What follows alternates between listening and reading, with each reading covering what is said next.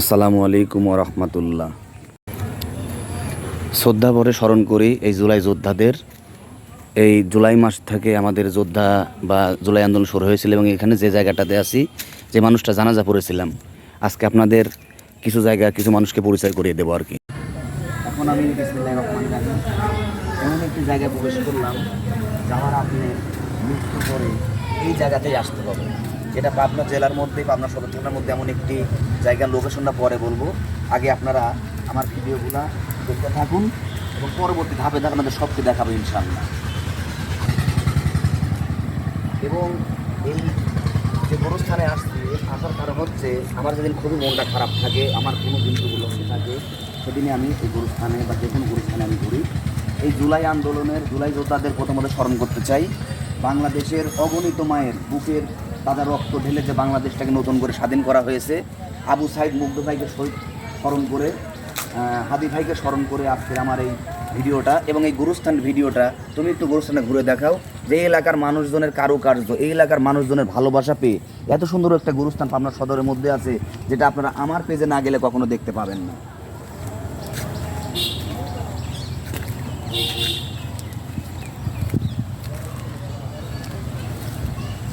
কিছু বলতেছিলি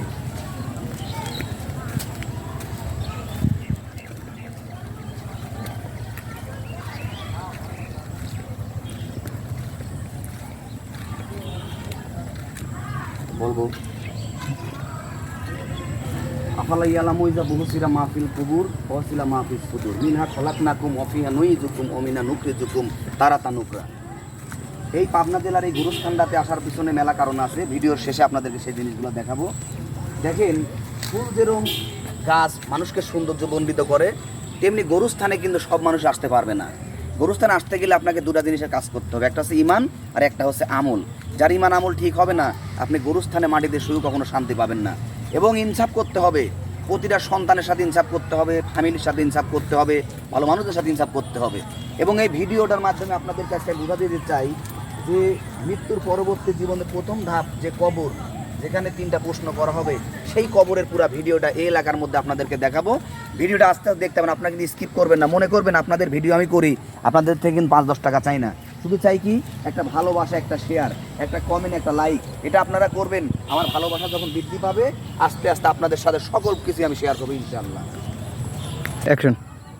এবং এই গরুস্থানের পাশে আরও একটু জিনিস আপনাদেরকে আমি এক্সট্রা অ্যাড করতে চাই। দেখেন, এই গরুস্থানের পাশে একটা সুন্দর একটা পুষ্কুনি বা পুকুরের মতো একটা জায়গা আছে, খোলামেলা পরিবেশ আছে। হয়তো জায়গাটা আরও বৃদ্ধি করলে এলাকার মানুষজনের জন্য আরও ভালো হবে। এই এলাকার মানুষজনের কৃতজ্ঞতা বলে শেষ করে দিতে পারছি না।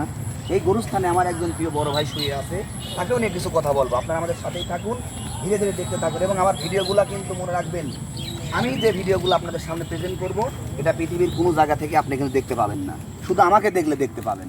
সবাই আমার পেজটাকে লাইক করে থাকুন। এবং আমি যে জায়গাতে আছি দেখেন, এই সুন্দর মনোমম পরিবেশে আসলে মানুষকে মন জোড়ানোর একটা জায়গা, সেটা হচ্ছে গরুস্থান। যখনই ভালো লাগবে নদীর ধারে যাবেন, যখনই খারাপ লাগবে গরুস্থানে আসবেন, যখনই মন খারাপ থাকবে নীল আকাশের নিচে যাবেন। মনে রাখবেন, নিজের মনকে রিফ্রেশ করার জন্য, নিজেকে পরিশুদ্ধ করে গড়ে তোলার জন্য আপনাকে অবশ্যই ভালো কোনো লোকেশনে যেতে হবে। এই জন্য আমার পেজের সাথে সাথে আপনারা সমস্ত কিছু শেয়ার করবেন। মনে রাখবেন, এটা গরুস্থানে কিন্তু আমার জীবনের শেষ ঠিকানা নয়, এর পরবর্তী ধাপগুলো আছে, সেই ধাপের কথা বলবো, শুধু আমাদের সঙ্গেই থাকুন। আপনাদের আমাদের ভিডিওর একদম লাস্ট প্রান্তে আমরা চলে আসছি, শুধু শর্ট একটা জিনিস দেখাবো। এই পুরা ভিডিওটা, যে ভিডিও আমার ম্যান আছে আজকে, সে পুরা গরুস্থানটাকে এখন এই লোকেশনটুকু দেখাবে। এটা হচ্ছে মানে এমন একটি জায়গা যেখানে আপনি আসলে মন ভালো হবেই।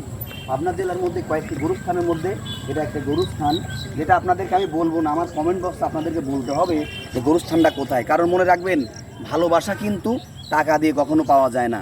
আজকে আমি যে মানুষটার জন্য এখানে আসছি, সে আমাকে টাকা দেয় নাই, তার ফ্যামিলির লোক বলে নাই, শুধু দীর্ঘদিনের একসাথে পথ চলার কারণে, মনের ভালোবাসার কারণে আজকে আমি গুরুস্থানে আসছি। আমার ভিডিওটা দেখতে থাকুন, এখনই আমরা সেই ভাইয়ের কবরের পাশে গিয়ে দোয়া করবো, ইনশাআল্লাহ আমাদের সঙ্গেই থাকুন।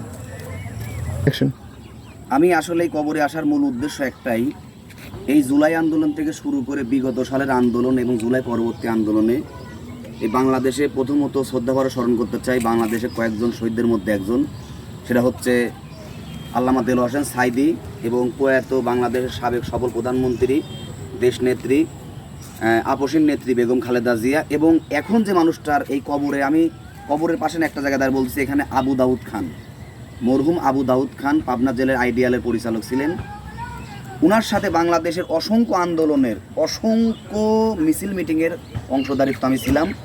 তাকে ভাই এতই জুলাই যেহেতু শুরু হয়ে গেছে, জুলাই আন্দোলনের পরবর্তী তাকে শ্রদ্ধা করে স্মরণ করার জন্য, জুলাইতে স্মরণ করার জন্য আজকে গুরুস্থানে আসছি। ভাই এই গুরুস্থানে আছে, সবাইকে ভাইয়ের জন্য দোয়া করতে বলি, তার পরিবারকে ধরে জন্য দোয়া করতে বলি। ভাই যেন আল্লাহ তাআলা জান্নাতের সর্বোচ্চ মাকাম দান করে, আল্লাহ সবাইকে দান তাকে কবুল করে। আসসালামু আলাইকুম রহমতুল্লাহ।